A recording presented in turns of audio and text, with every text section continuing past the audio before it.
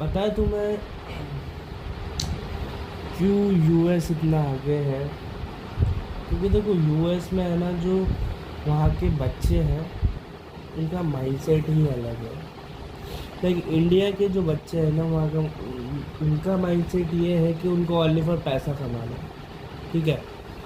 And इनका जो mindset ये भी है कि उन्हें पैसा तो कमाना है लेकिन रेड रेस के थ्रू बनाना है। जैसे कि एक चीज़ के पीछे पड़ गए तो उसी चीज़ के पीछे, लाइक अभी बहुत से लोग जेई नीट के पीछे पड़ रखे हैं। एंड सडनली मैंने एक लड़की से पूछा कि अगर तुम्हारा जेई नीट में सिलेक्शन नहीं हुआ तो मैं ये एक्सेप्टेशन कर रखा था कि वो एक साइड हसल पे ध्यान देगी या कुछ अपना साइड हसल खोलेगी, बनाएगी। लेकिन उसने मुझे पता है क्या बोला, कि हम वापस से तैयारी करेंगे। वो अपना टाइम वेस्ट कर रही है वहाँ पे। और मैंने ऐसे ही कुछ रिसर्च की, थोड़े बहुत लोगों से पूछा कि अगर आपका जेई नीट में क्लियर नहीं हुआ तो क्या करोगे। तो बहुत से स्टूडेंट्स का यही कहना था कि हम वापस से रिपीट करेंगे इसे। और फिर मैंने पूछा कि ओवरऑल क्या करना है, तो उनका जो क्वेश्चन था वही था कि हमें ओवरऑल एक नौकरी चाहिए, दैट्स इट। तो इससे आप खुद समझ सकते हो कि इंडिया के अंदर जो स्टूडेंट्स हैं वो टेक्नोलॉजी पे ध्यान नहीं दे रहे, जबकि उनको देना चाहिए। अंडर 20, अंडर 25, 30 तक के उम्र के जो स्टूडेंट थे, वेल इंडिया के अंदर 28 ईयर्स तक स्टूडेंट्स रहते हैं बच्चे।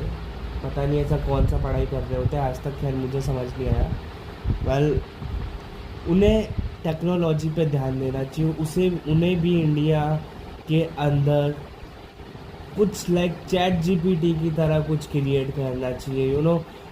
कुछ इंडिया के ब्रांड्स बनाने चाहिए जो टेक्नोलॉजीज़ के ऊपर काम करे और कुछ टेक्नोलॉजीज़ बनाए।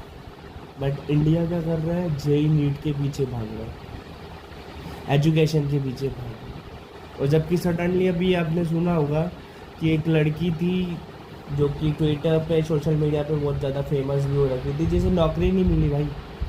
आई थिंक उसने इंडिया में टॉप किया होगा, उसके पास 40 से 45 डिग्रीज थी एंड कुछ मेडल्स थे, कहीं काम नहीं आए क्योंकि उसके पास कुछ स्किल्स ही नहीं थी। और इंडियन स्कूल्स के अंदर हमें फाइनेंस से रिलेटिव और स्किल से रिलेटिव कोई चीज़ें सिखाई ही नहीं जा रही है कि आपके पास क्या स्किल्स है, आप कैसे फाइनेंशियल फ्रीडम कर सकते हो अपनी लाइफ में। कुछ नहीं सिखाया जा रहा है, कोई सिखाया जा रहा है जो पिछले 300-400 सालों से चल रहा है।